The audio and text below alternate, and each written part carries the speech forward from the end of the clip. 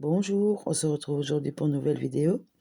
C'est pour vous expliquer mon absence parce que je devais mettre une vidéo de mon poids de croix terminé et de mon autre partenariat, ce qui n'a pas été fait. Je vous avais mis un post sur ma chaîne dans communauté. Il y a quelques personnes qui l'ont vu. Je voulais vous dire, quand vous voyez comme ça qu'il n'y a pas beaucoup de vidéos pendant un laps de temps, regardez toujours dans communauté parce que je peux mettre un petit mot, quoi que ce soit, comme ça, vous savez. Parce qu'il y a beaucoup de gens que quand ils ne voient pas que pendant 15 jours ou une semaine passée, il n'y a pas de vidéo, ils se désabonnent sans savoir le pourquoi. Ils pensent peut-être que j'arrête ma chaîne ou quoi que ce soit. Non.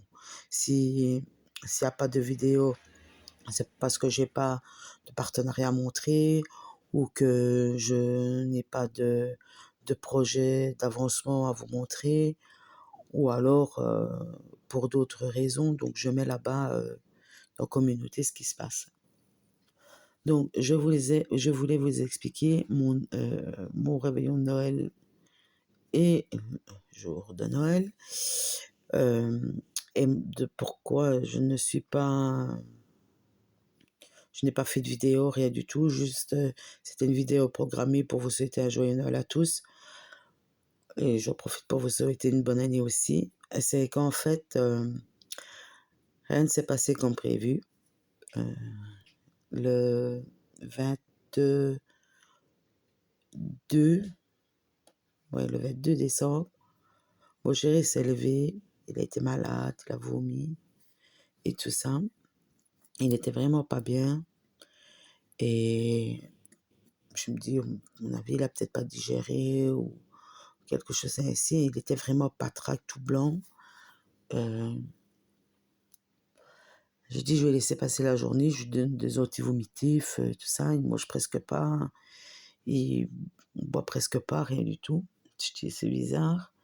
Arrivé à 6 heures du soir, j'ai dit, tant pis, je vais appeler le médecin de garde. Déjà, quand on m'annonce déjà que tout dépend de l'heure qui vient, mais c'est entre 66 € et 99,50 € la consultation. Je me dis, bon, c'est pas grave, c'est la santé, il faut payer. Vers 22h30, toujours pas de médecin. Je téléphone et au truc, on me dit, et elle est débordée, si elle a, on a plusieurs médecins, mais tous les médecins sont en visite, on ne sait pas quoi ce qui vient. Je dis, écoutez, laissez tomber, annuler le rendez-vous. Je dis, parce que là, mon compagnon est vraiment pas bien et il va aller se coucher. Donc, j'annule le rendez-vous. Le 23, non, le 23, j'ai sonné, c'était le 23 que j'ai sonné au médecin, pas le 22. Donc, c'était bien le 23. Le 24, le jour du réveillon, on se lève. Mon copain, mon chéri me dit, non, écoute, ça va vraiment pas. Ça va pas du tout. Il faut appeler l'ambulance qui dit ça va pas. Moi, on a une voiture, mais moi, je ne sais pas conduire. Donc, aller en taxi, le temps que le taxi arrive et tout ça, je dis, je préfère pas. Je téléphone à l'ambulance, j'explique ce qu'il a. Il me dit, il est dans un état léthargique et tout ça. Je dis, oui, il tient plus sur ses jambes. J'ai pris sa tension, il a 10, 11, quelque chose ainsi, 107 de pulsation. Je dis, il est vraiment, vraiment pas bien.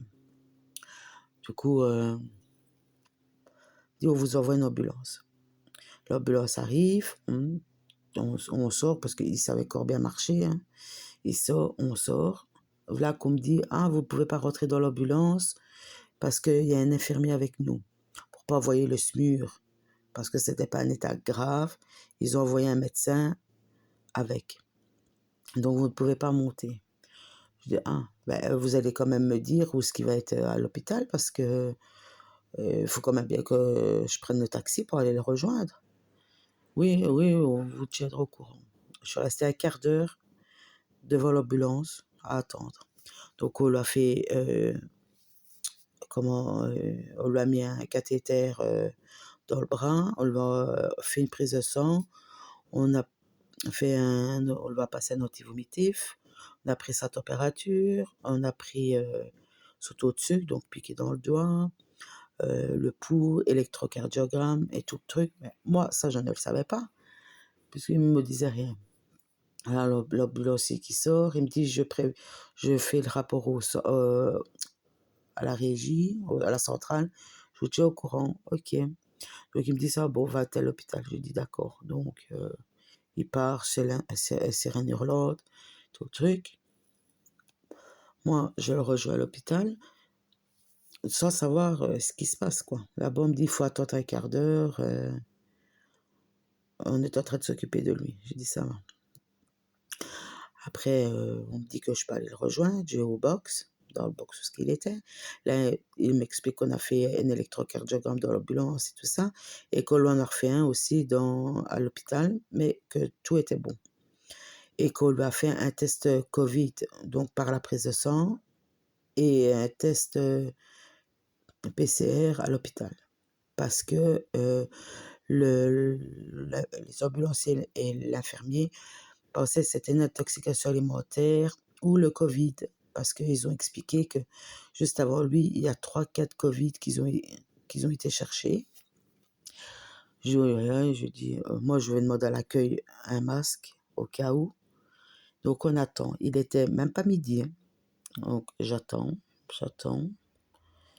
et je vois le médecin qui arrive et il dit, parce qu'il avait mal au ventre et tout ça, il dit: «On va vous faire passer un scanner abdominal». Ça va. Donc de là, je lui dis: «Mais le test Covid est négatif». Ben là, j'ai pas la prise de sang qui dit mais l'infirmière avait mis la minuterie pour le test, PCR qu'on fait, en pharmacie ou soi-même et mais elle n'a rien dit. Je dis donc ah bah, ce qu'elle n'a rien dit, c'est qu'il y a rien. Donc il me dit: «Ben maintenant vous allez dans la salle d'attente et vous attendez». Donc on attend. Il était quoi, à peu près, 3 heures de l'après-midi. On l'appelle pour aller faire le scanner qui a duré, 10 minutes parce on devait lui mettre de l'iode. Heu, mais pour avoir les résultats de la prise de sang, il fallait attendre 2 heures. Les résultats du scanner, il fallait attendre 2 heures. Donc on attend, on attend, on attend. Puis on lui demande de faire un test, d'urine, on attend encore, heu, jusqu'à presque 18 heures pour dire que tout est normal et que c'est viral et qu'il avait de la température, il avait plus de 39 de température et que c'était viral. Donc il dit: «Si d'ici 2-3 jours ça va pas mieux, il faut aller chez le médecin». On attend, moi, 1 jour et demi, 2 jours après, je commence à être pas bien, je commence à tousser, mal à la gorge et tout le truc, de la température et tout. Je lui dis: «Écoute, retourne chez le médecin, moi je vais attendre, ça va sûrement passer». Donc on va chez le médecin, là elle dit: «Ah oui, dans votre prise de sang, vous êtes à 75% d'infection dans la prise de sang» et tout le truc. D'inflammation, d'infection, quelque chose ainsi, donc c'est viral. Elle l'ausculte et tout, il a chopé une grippe. Donc des médicaments, moi ça va toujours pas, mais je me ressors ma chic, je me dis: «Je prendrai Dafalgo, ibuprofène et du sirop et ça ira». Non mais voilà qu'après moi j'attrape de la température plus de 39. Je dis: «C'est pas possible». Donc moi je retourne chez le médecin, elle m'ausculte et tout ça, elle me dit pas que j'ai la grippe, hein. Elle me met le truc au bout du doigt pour voir l'oxygène et tout ça. Elle me dit: «Vous êtes essoufflé?» Je dis: «Ouais». Je dis: «J'arrête pas de tousser, je suis pas bien, je suis en patraque, c'est comme si je marchais sur du coton, j'ai la tête qui tourne, et rien qui va, quoi». Alors, elle me dit: «Ben oui, vous avez de la température». Elle m'ausculte, la gorge, les oreilles, ma tension, mon truc au doigt là, j'avais 88 d'oxygène dans le sang. Elle me dit que c'est à cause de ça que je suis essoufflée et elle me dit: «Va falloir faire des aérosols». Je dis: «Beh, ça va». Donc depuis, vendredi, ça je suis sous aérosol, donc demain ça fera donc le 5, demain, ça fera une semaine que je fais des aérosols 3 fois par jour et ça ne va pas mieux. Ça va pas mieux. J'ai un médicament, un aérosol le matin, c'est pour, tout ce qui est pour l'asthme et pour les bronches qui sifflent et alors j'ai un autre médicament, normalement c'est pour, décongestionner et expectorer, les saletés quoi, hein. Mais le problème c'est que je ne crache pas beaucoup. Je tousse, ça monte, mais ça redescend, ça ne sort pas en fait. Et alors j'ai des quêtes de toute la nuit, je suis bien en train de dormir et après j'ai des quêtes de tout, que j'arrive pas à me ravoir, ça me gratte la gorge et jusqu'à, cette nuit-ci et à 2-3 nuits d'ici, j'ai failli étouffer parce que j'arrivais pas à me ravoir. Donc ici j'ai rendez-vous le 9, donc mardi chez le médecin. Heu, je vais retourner voir, s'il faut pas changer les aérosols, mettre plus fort ou alors, avoir, un antibiotique ou quoi que ce soit. Mais autrement température et tout ça, j'ai plus rien. J'ai eu de la température, des courbatures pendant 2-3 jours, mais autrement c'est la toux, quoi. Quand je tousse, on dirait un vieux camion, de routier qui est en train de démarrer et voilà. Donc c'est l'emmerdant. C'était pour vous prévenir,